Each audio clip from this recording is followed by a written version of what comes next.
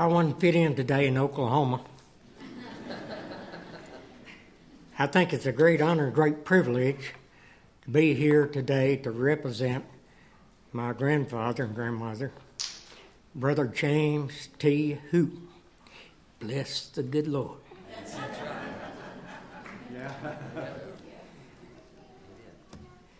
If he is here today, he'd think he's already in heaven in a congregation this size and a beautiful church like this. My grandfather, he was a simple man. I remember one day he told me, he said, "Fred, I want you to come down," before he passed away. He had an old 54. He said, "I want you to look at my car. I painted that car." And so I went down and looked at his old 54, and he took a gallon of black paint and a paintbrush, and he painted that old car. He said, "Boy, it looks good, don't it?" I wasn't going to tell him it didn't look good.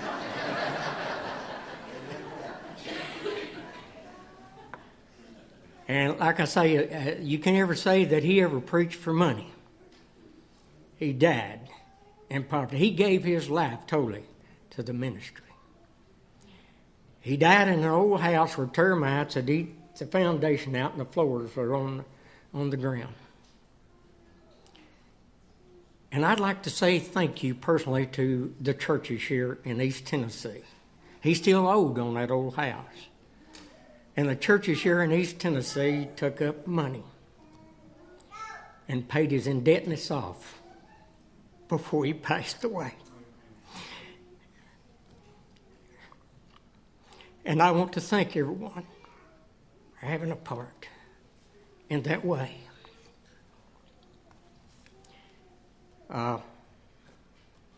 One time he pastored in Arkansas and they didn't have baptistry. So he talked them in putting in a baptistry. There's one lady in the church said, "Brother Hooten," said, "I want to be baptized like John the Baptist." And he said, "Sister, I tell you what we're going to have to do. We're going to have to call up John the Baptist, and we're going to have to take you over to the River Jordan and let him baptize you." She said, "Brother Hooten, that ain't what I meant. I want to be baptized in running water." Oh, he said, "Sister," said, "we can solve that problem. I'll tell you what we'll do. I'll get a guy to go outside, he'll pull the stopper out, and I'll turn the faucet on, and we'll baptize you in running water." She said, "Ah, shucks, Brother Hooten, just go ahead and baptize me."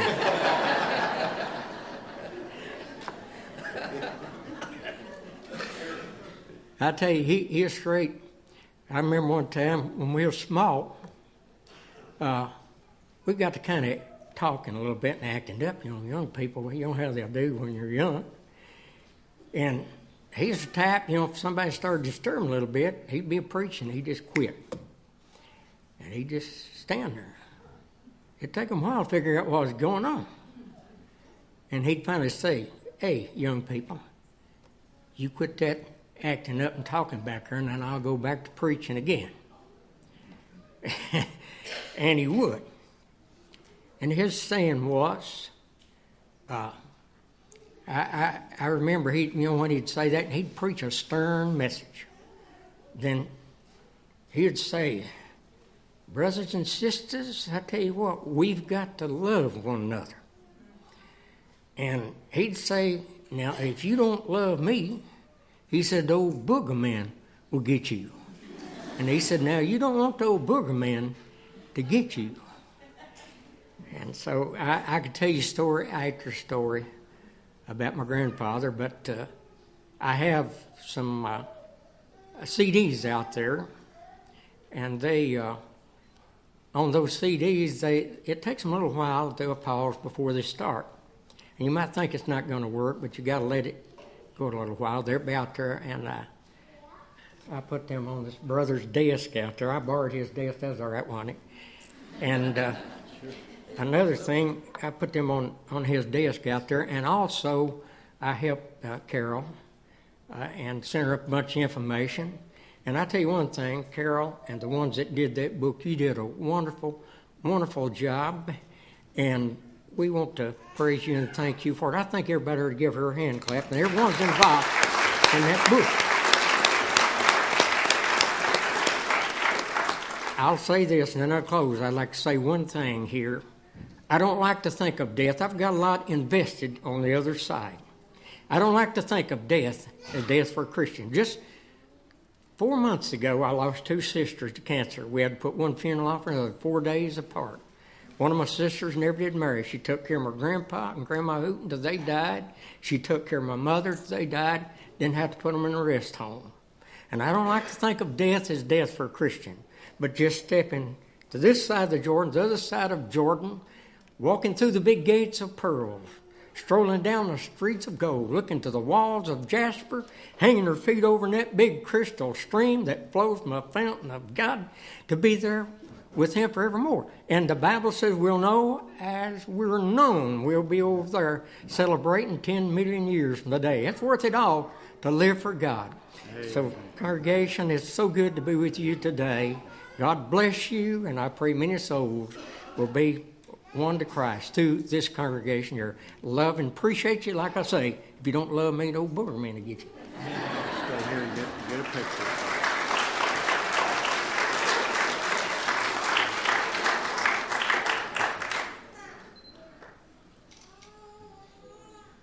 Okay. Thank you, Brother Fred.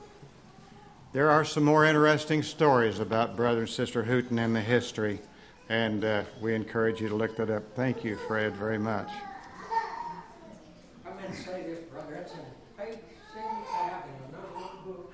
You'll find out about more about brother. Yeah, okay, okay. It is, for the record, it is good to know that things did not always go smooth in the church. Probably the first major crisis that impacted the church happened in the closing years and beginning years of the next pastor, Rupert T. Green. In 1948, a new Bible called the Revised Standard Version of the Bible the New Testament was first released, and then the full Bible, including the Old Testament, was released in 1952. That Bible altered the Bible text in such significant ways that it created much conflict among churches across the nation, and Broyles Chapel was not exempt from that. In the Isaiah text, it rendered that where it says a virgin will conceive and bear a son, it said a young woman. And the translators contended the original simply meant a young woman of marriageable age.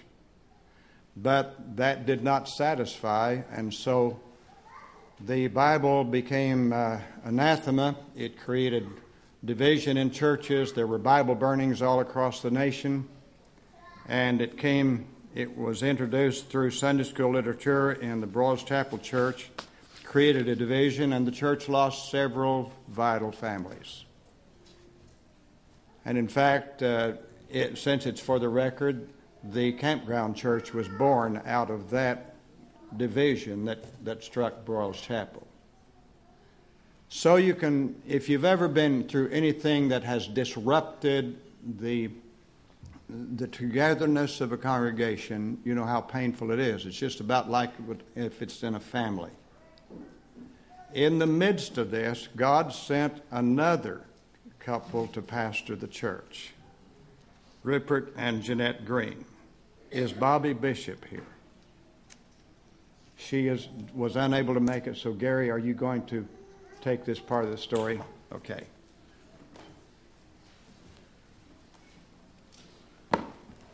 I didn't have anything prepared for that, so what I want to do is read you a letter from Brother Green. It's in the book. But Sunday, September the 9th, 1951, was the first Sunday for Reverend and Mrs. Rupert T. Green and their son Barry at Broyles Chapel Church of God in the Cedar Creek community. They were former pastors in Oklahoma near the city of Bristow. In September of 1951, we came as pastors of the church here, after feeling it was God's will for us to come. We found a loyal group of people who had had some good shepherding before. Shortly after our arrival, the church finished making the parsonage completely modern. Additional space was added, making it 7 rooms, including a bath. The church received a permit for free logs from the reserve near here, and with a small amount of expense, the men of the church logged, sawed, and handled the lumber. In the spring of 1952, the new addition to the front of the building was added. It was 14 feet by 30 feet when completed.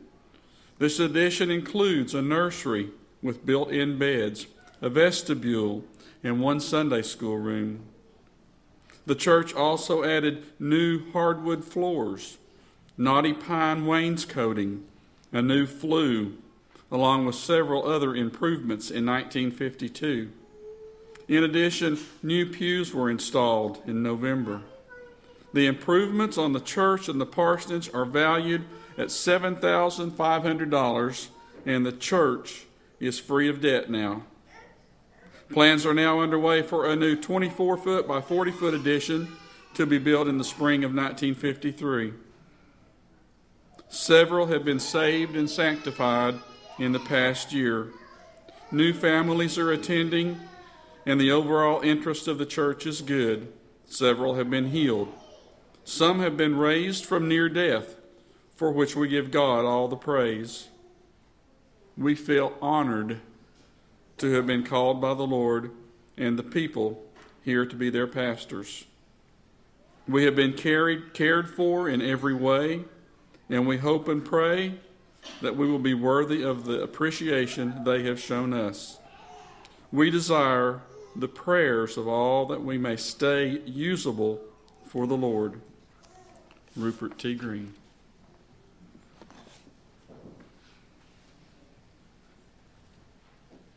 Thank you, Gary. And they were very gifted musicians that added much joy to the church and helped to young singers coming on as well. Following Rupert and Jeanette Green, Carson and Katie Reynolds came. I believe they came from Hillham. They were actually from up north, but a precious family that Nancy and I grew to love so dearly and always enjoyed them at Anderson Camp Meeting. Some of the most loving, sweet people. They had a difficult pastorate here.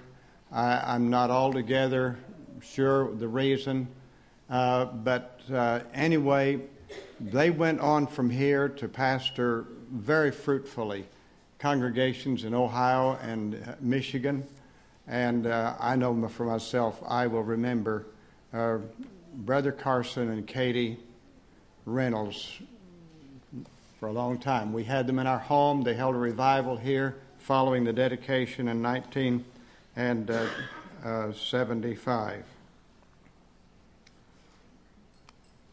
Eugene Bowers comes now to share a story of one of the highly loved pastors of the history of the church, Benjamin and Dorothea Jenkins.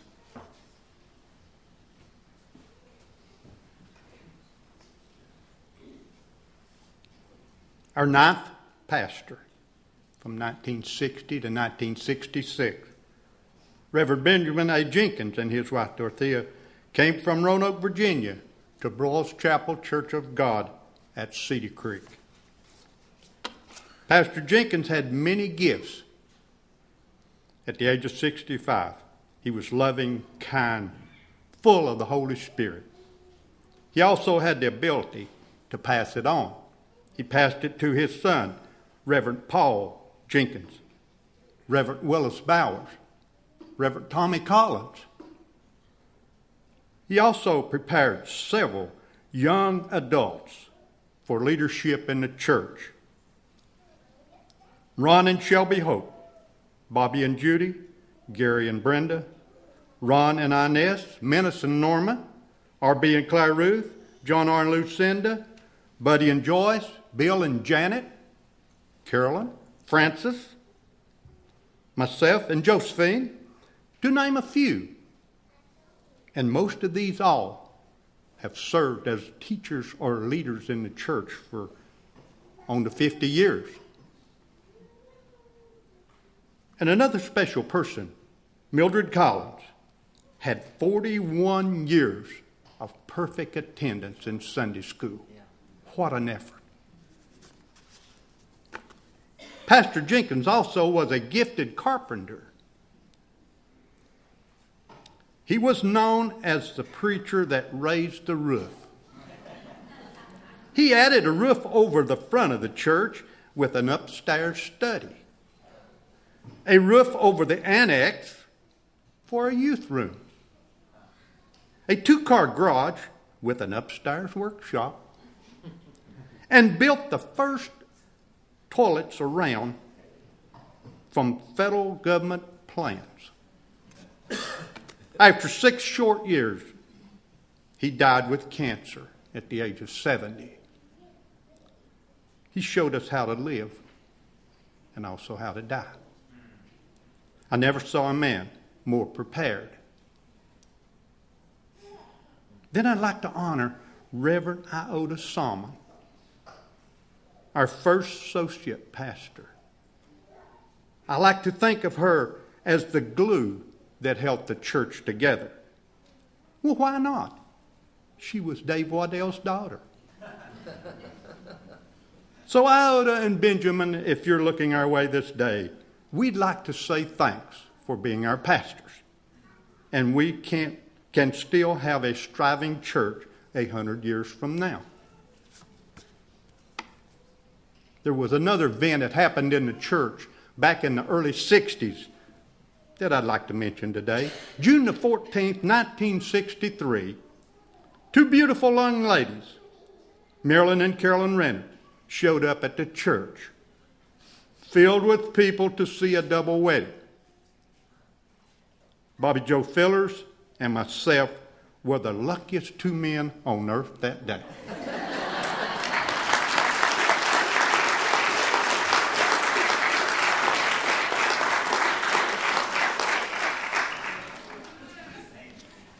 Still, when you go throughout the church facility here, you will find items that Brother Jenkins made with his own hands. There's 1 or 2 lecterns. They have a pipe stand with a piece of plywood top here.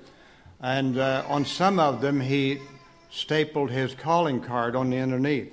There's some little cabinets in some of the classrooms about this wide, standing about this tall, that he also made. The desk in the upstairs Sunday school office was his desk, and there may still be some other things around that belong to him. The lantern on top of the curio was Brother Jenkins, and so forth. They were precious, precious people. Earl and Louise Nichols followed Brother Jenkins, and Bill Wiles is going to tell their story.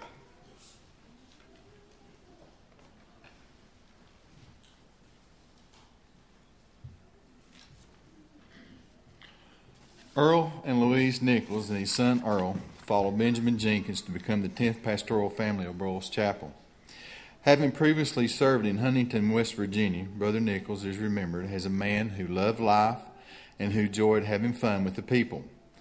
Under his leadership, the church began to branch out with the purchase of the land on which the building facilities now stand. Like David of old, it was not in the Lord's plan for Earl Nichols to lead the church and building. However, he and his wife Louise had a very good ministry, and they are affectionately remembered for their gracious spirits. Earl Jr. was perhaps the 3rd youth from the church to enter the Church of God ministry. Upon their departure, a sign stood on the new building site which read, "Future Home of Cedar Creek Church of God." The 5-acre site was purchased from Ellis Fresh Air for a sum of $8,000 in 1969 and was fully paid for by 1972.